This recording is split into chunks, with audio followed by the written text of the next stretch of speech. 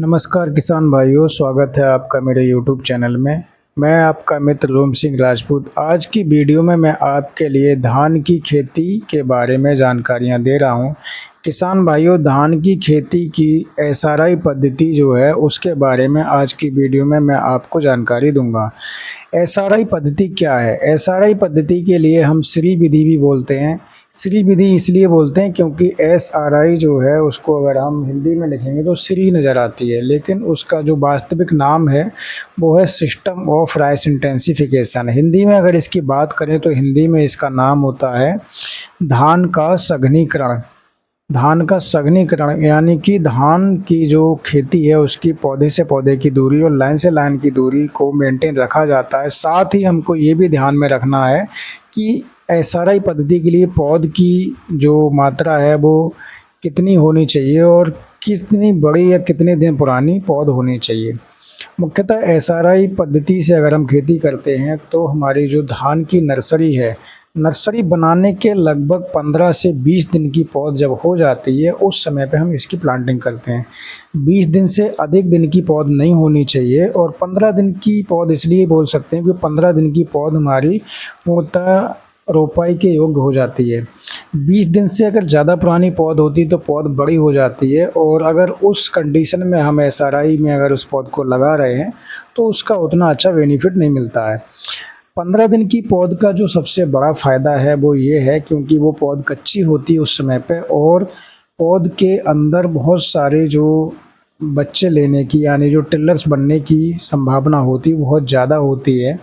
तो 15 दिन की पौध की हम प्लांटिंग करते हैं। प्लांटिंग करते समय हमको ये ध्यान रखना है कि खेत की तैयारी करते समय खेत में बहुत ज़्यादा पानी नहीं भरना है।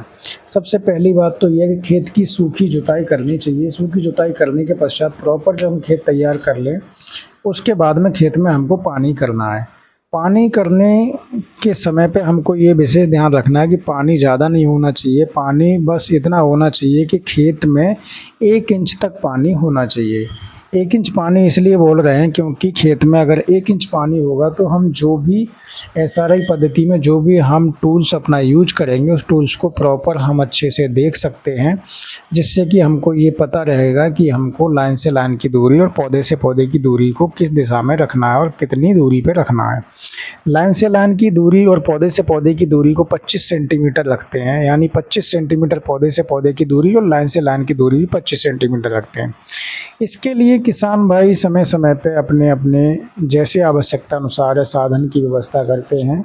कुछ नहीं है तो हम एक रस्सी ले सकते हैं। रस्सी में 25-25 सेंटीमीटर की दूरी पे हम कुछ चिन्ह लगा सकते हैं, जिससे कि प्रॉपर हम उन चिन्हों को देख पाएँ और अपने खेत में हम एसआरआई विधि से धान को लगा पाएँ। या फिर हम इस तरह से भी कर सकते हैं कि कोई इस तरह का जाल बना लें जिसमें कि 25 सेंटीमीटर की चौड़ाई और 25 सेंटीमीटर की लंबाई के खाने बने हों। प्रत्येक खाने के पास में हमको एक पौधा लगाना है। इस तरीके से हम अपने खेत में एसआरआई विधि से धान की रोपाई कर सकते हैं। धान की रोपाई करते समय हमको ये विशेष ध्यान रखना है कि धान की जो पौध है वो ज़्यादा पुरानी नहीं होनी चाहिए। पौध मुख्यतः आपकी 15 दिन तक की होनी चाहिए, 15 दिन से 20 दिन। अगर पौध 20 दिन से ज़्यादा की है तो फिर पौध काफ़ी बड़ी हो जाती है और एसआरआई पद्धति के लिए वो उतनी अच्छी नहीं रहती है।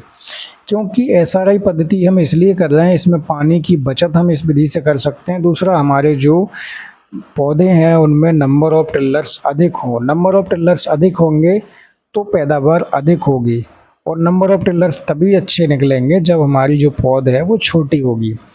तो एसआरआई की विधि से धान लगाते समय ये विशेष ध्यान रखना है कि पौध हमारी ज़्यादा पुरानी नहीं होनी चाहिए। एसआरआई विधि के फ़ायदे क्या हैं?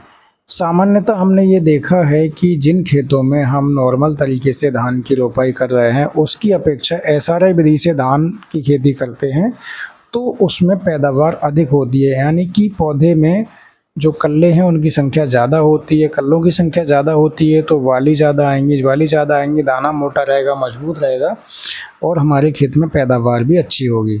किसान साथियों, इसके साथ साथ जो हमारा खरपतवार का नियंत्रण जब हम करते हैं तो एसआरआई विधि से खरपतवार का नियंत्रण आसानी से किया जा सकता है, क्योंकि लाइन से लाइन की दूरी और पौधे से पौधे की दूरी आपकी मेंटेन होगी तो आप किसी भी हैंड हो की सहायता से आप आसानी से खेत में बीडिंग का कार्य कर सकते हैं, जिससे कि आपकी निराई गुड़ाई करने में एक बहुत ही ज़्यादा आपको सुविधा होगी और उस वजह से हमारी खेत में लागत भी कम आएगी और हमारे खेत से अच्छी हमारे लिए उपज प्राप्त हो सकती है। किसान साथियों, जब हम एसआरआई विधि से खेती करते हैं तो सिंचाई करते समय हमारे लिए खेत में बहुत ज़्यादा पानी नहीं भरना है। पानी खेत में बस उतना लगाना है जितने की पौधे को आवश्यकता है।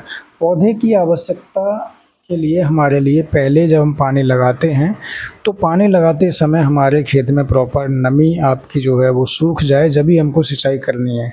ऐसा नहीं है कि हम उसमें पानी चलाते रहेंगे तो उतना बेनिफिट एसआरआई विधि का नहीं मिलता है।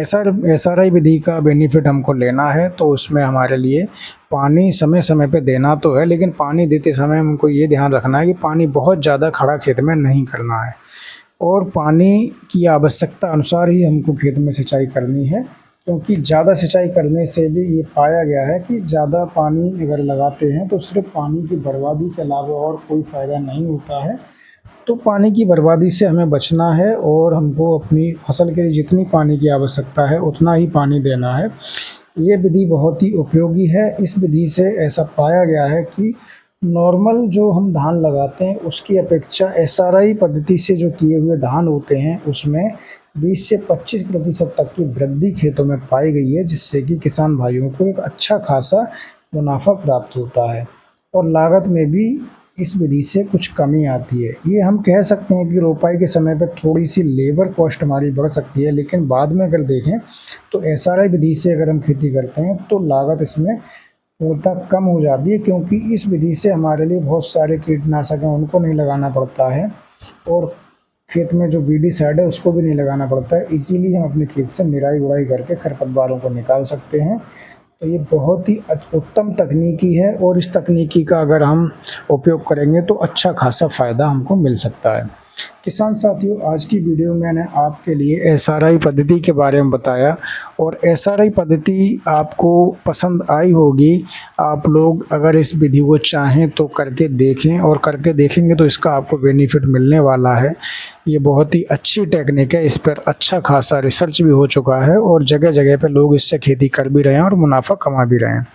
तो किसान साथियों, आज की वीडियो में मैं आपसे यहीं तक मैंने जानकारी दी थी। अगली वीडियो में हम आपके साथ में किसी और अच्छी जानकारी के साथ आएंगे और जब तक के लिए हम आपसे नमस्कार करते हैं और आप इसी तरह से हमारे चैनल पर जुड़े रहिए, वीडियो को देखते रहिए। नमस्कार, जय हिंद, वंदे मातरम, जय जवान, जय किसान, जय अन्नदाता।